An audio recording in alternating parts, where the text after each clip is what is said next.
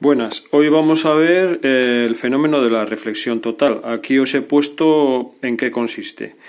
En unas condiciones especiales, el fenómeno de la refracción se puede convertir en una reflexión especial. A esa reflexión la llamamos reflexión total. Que sepáis que tiene una aplicación muy importante y muy actual en la fibra óptica, que la que utilizamos para comunicarnos a través de Internet. Pues aquí se usa este fenómeno de la reflexión total. Vamos a ver en qué consiste y para ello vamos a partir del fenómeno de la refracción, concretamente de la segunda ley de Snell que recordaréis. En la segunda ley de Snell nos relacionaba los índices de refracción del medio de incidencia y del medio de refracción con los senos de los ángulos incidente y refractado. Entonces vamos a ver cómo se comporta el ángulo de refracción dependiendo de cómo son los índices de refracción del medio de incidencia y del medio de refracción. Vamos a despejar simplemente el seno del ángulo refractado y lo vamos a poner en función de lo demás. Si lo hacemos, pues nos queda esta expresión, ¿vale? Y ahora lo que vamos a ver es cómo es el cociente entre los medios de refracción. Entonces se nos pueden dar dos casos. El primero lo podríamos llamar como la refracción normal y el segundo, que ya le he puesto aquí un asterisco, es donde se va a producir ese fenómeno que os he dicho de la reflexión total. Primer caso. Superficie de separación entre los medios.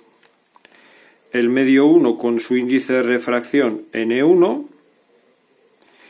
Y el medio 2 con su índice de refracción N2. ¿Qué va a ocurrir? Pues va a ocurrir que el medio 1 va a ser menos refringente que el medio 2.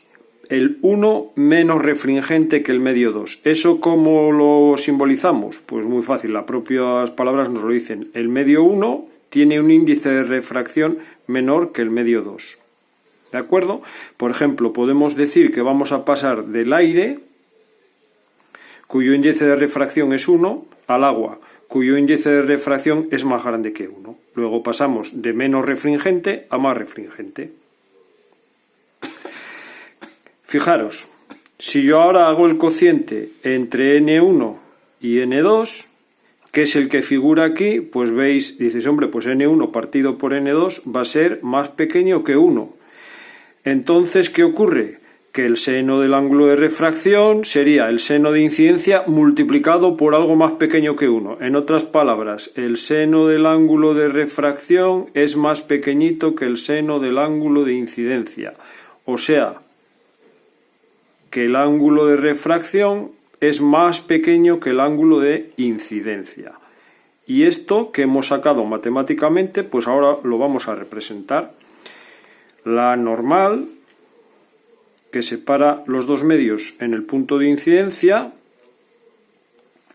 el rayo incidente con su ángulo de incidencia y el rayo refractado. Como el rayo refractado tiene que tener un menor ángulo con la normal, me tengo que acercar a la normal. Como veis, el rayo refractado está más pegado, menos separado de la normal que el ángulo de incidencia. Por eso decimos que el rayo refractado R se acerca a la normal. Se acerca a la normal. Y así nos entendemos en óptica.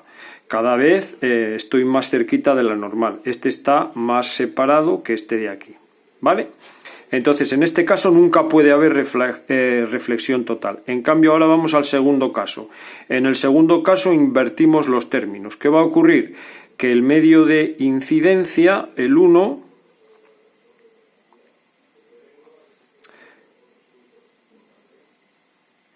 va a ser más refringente que el medio 2. El 1 va a ser más refringente que el medio 2, es decir, el índice de refracción 1 mayor que el índice de refracción 2. Entonces ahora pasaríamos del agua al aire. ¿Qué ocurre? Pues nos dejamos guiar primero de las matemáticas y luego lo reflejamos en un dibujo como hemos hecho antes. N1 partido por N2 va a ser más grande que 1. Si esta relación de aquí la llevamos aquí, igual que hemos hecho antes, el seno del ángulo de refracción va a ser más grande que el seno del ángulo de incidencia. Si aumenta el seno, aumenta el ángulo. Luego el ángulo de refracción esta vez va a ser más grande que el ángulo de incidencia. Y entonces aquí pasa una cosa muy curiosa. Fijaros.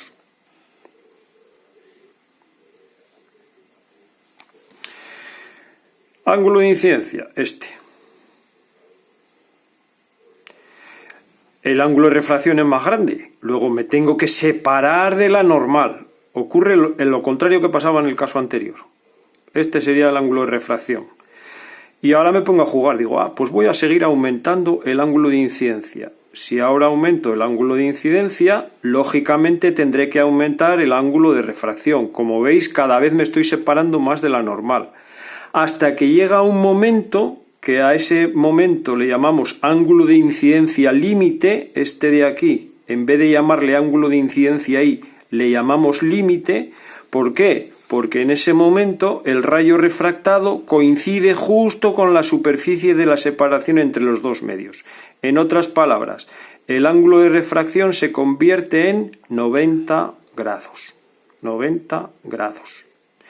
Y a partir de ese ángulo límite, ¿qué es lo que ocurre? Pues que si el ángulo de incidencia supera el ángulo límite, como sería este caso de aquí,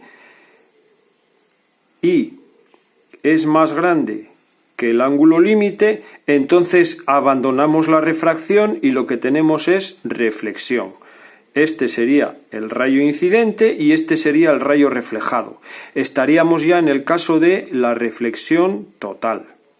La reflexión total, siempre y cuando el ángulo de incidencia haya superado el ángulo límite.